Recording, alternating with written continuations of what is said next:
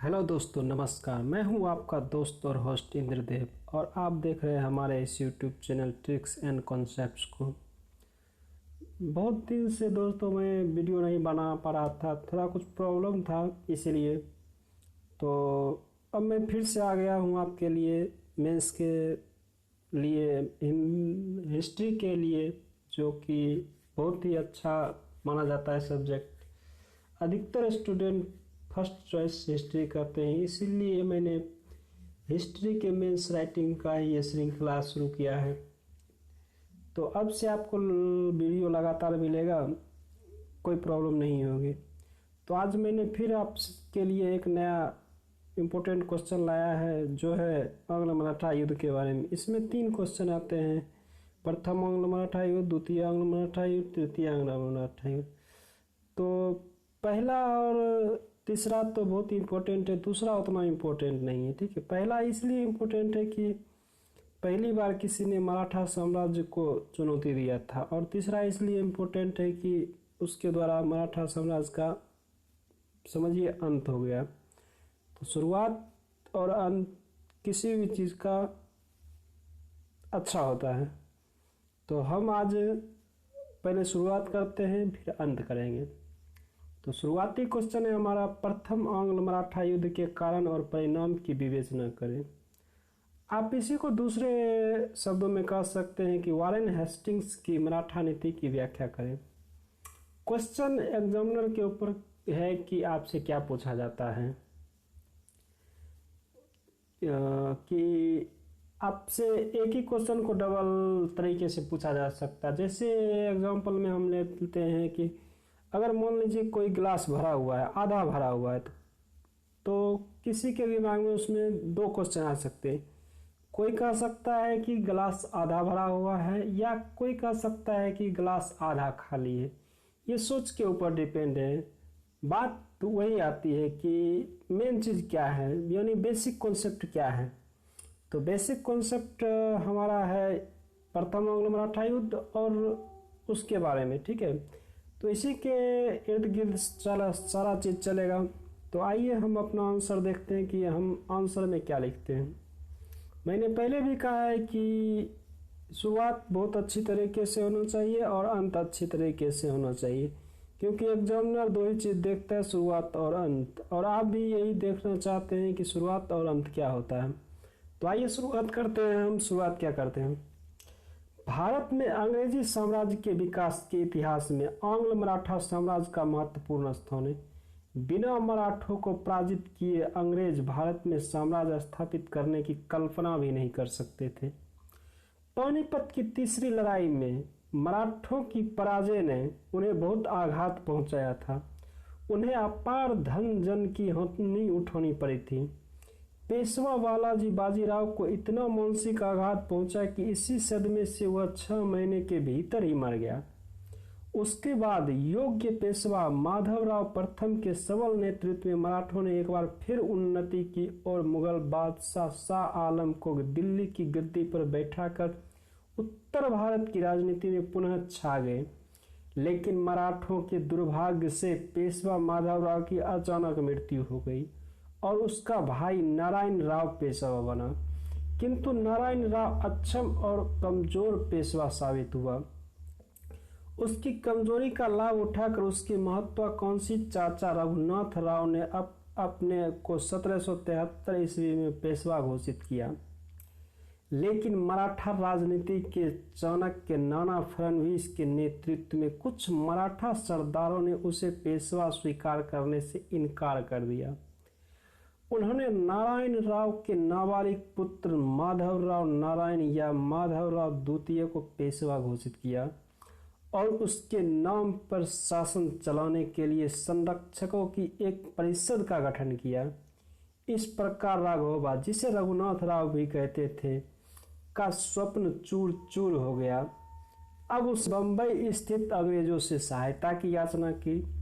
यानी कि ये बात तो वही हो गई जिस तरह रामायण में विभीषण ने किया था कि खुद के घर का छोड़ करके राम जी के साथ आ गए, तो परिणाम स्वरूप रावण का अंत हो गया। यानी कि इतिहास अपने आप को दोहराता है और यहाँ पे वही काम हुआ। किया गया रघुनाथ राव के द्वारा। इसलिए इतिहास पढ़िए तो उससे सीख लीजिए कि जो इतिहास में हो चुका है उससे कभी भी दोहराया मत करिए।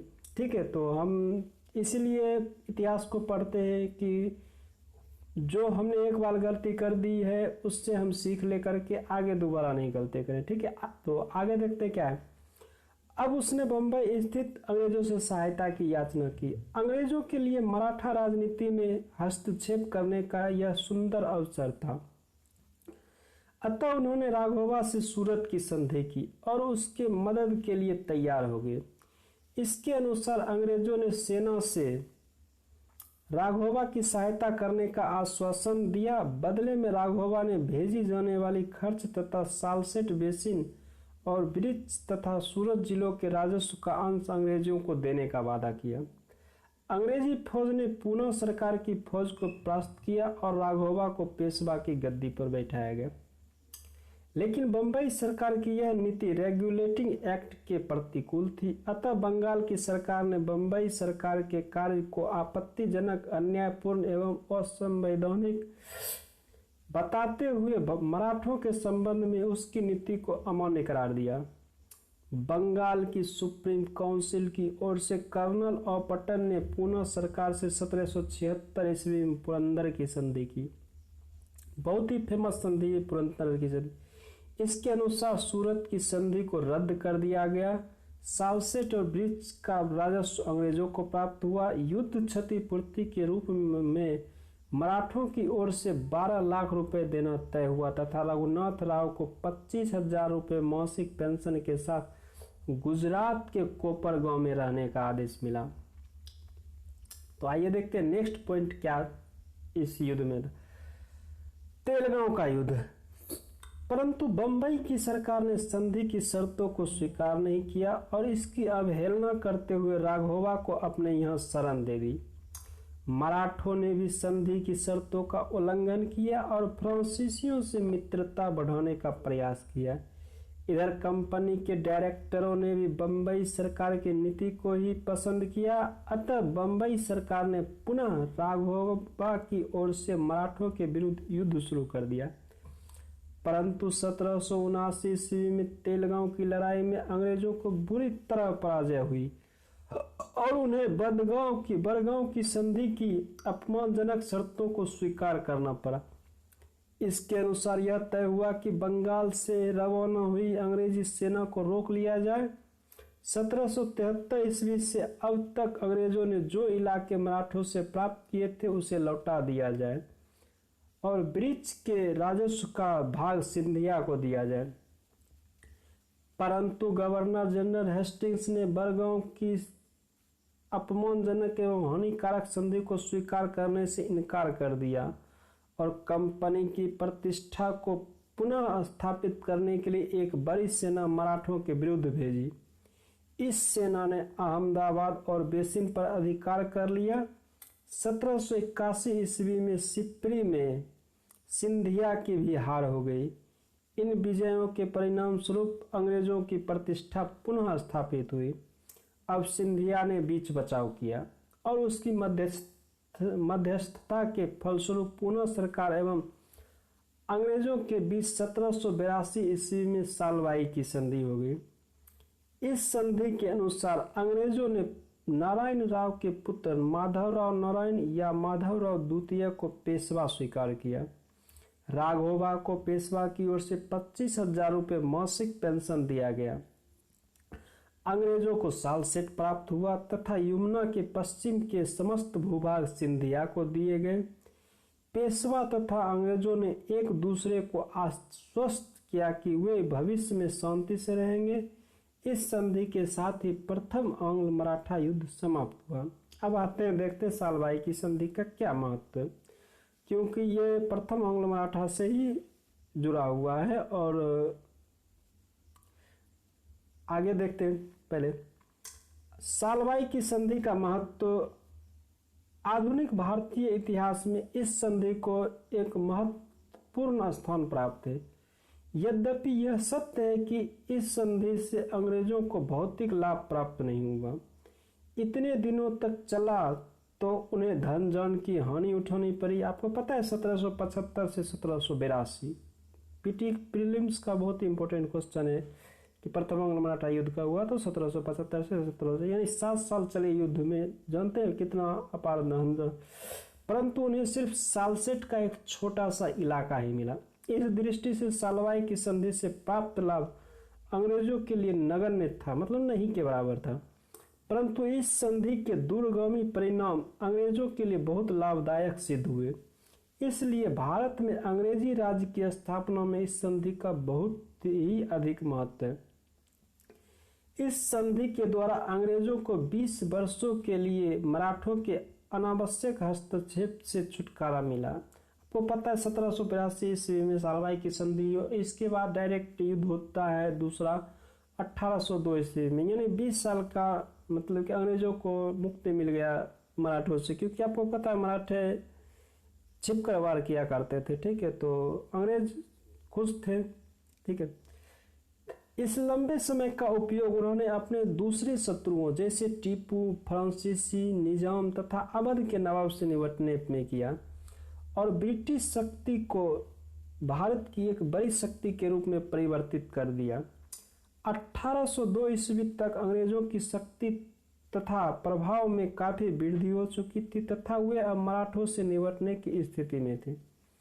इसके अतिरिक्त इस युद्ध ने तथा सालवाई की संधि ने उन्हें मराठों के आपसी फूट, षड्यंत्रों तथा त्रुटिपूर्ण सैनिक संगठन से भी परिचित करा दिया, जिसका फायदा उन्होंने भविष्य में उठाया। वारेन हेस्टिंग्स की यह एक महत्वपूर्ण सफलता थी और इसके लिए कुछ इतिहासकारों ने उसकी प्रशंसा भी की है, लेकिन कुछ अंग्रेजी इतिहासकारों ने सालवाई की संधि के महत्व को अतिरंजित करने की कोशिश की है या चेष्टा की है। एक इतिहासकार का कहना है कि इस संधि के फलस्वरूप भारतीय राजनीति में अंग्रेजों का स्थान सबसे प्रमुख हो गया, जो कि बहुत छोटी बात थी, लेकिन शुरुआत थी तो कह सकते हैं। वस्तुतः हेस्टिंग्स को बहुत ही विकट स्थिति से कंपनी को उबारने में सफलता मिली थी, लेकिन कंपनी की स्थिति पूर्णतया या अस्थायी तौर पर सुरक्षित नहीं हुई थी।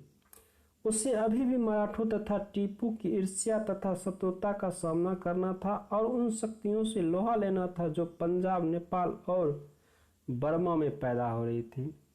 तो कंपनी के लिए बहुत ही विकट स्थिति थी, लेकिन वारेन हेस्टिंग्स ने अपनी सूझबूझ और चालाकी से कंपनी को उबार लिया। तो ये था आज का हमारा क्वेश्चन।